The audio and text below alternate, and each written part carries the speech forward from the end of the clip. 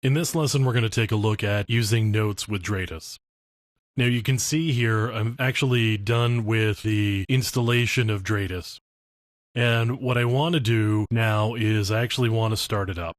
So I'm going to start it up with the start shell script. That's actually going to start up Ruby on Rails.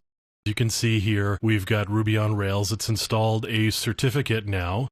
And at this point, what I want to do is I'm going to go over here to my web browser, and I want to go to localhost, but I want to go to port 3004.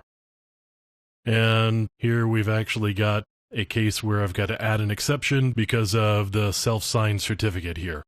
So I'm going to confirm my security exception. It's going to continue on. Here we've actually got the wizard that's going to get us going here. And what I need to do is I need to set up a password. And I want to create a new project.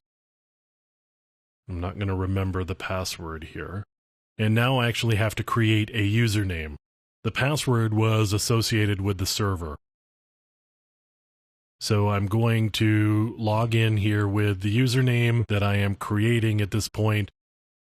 And you can see it's a pretty blank setup here.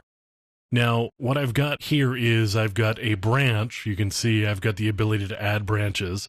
I've got a branch that's just called Dradis Framework. And that's really where there are some documents to help you get going. What I want to do is actually want to delete that node because I don't need the Dradis Framework and its documentation. What I do want to do, though, is I want to add a branch, and I'm going to call it Pentest1. Now I've got this new branch where I can store documentation. Inside that branch, I'm going to add a note. And now I click Add Note, brings me to the note editor, and now I'm going to make a note about tasks to do. So I've talked about the things that I can import into Dradis and keep reports from different tools. This also works pretty well as a way to organize the tasks that are involved with the testing effort that you're doing. So 1, I want to scan a network. 2, I want to check for vulnerabilities. 3, I want to exploit vulnerabilities, and so on. Now I can save that, and you can see the note shows up here. And I've got the default category. You can see the note categories here. And if I bring up the different note categories, you would see the different things that showed up in each of those categories. What I want to do is add a category here, and I'm going to say scan results. And I'm going to use this category when I start importing things from Nessus or from Nmap as an example.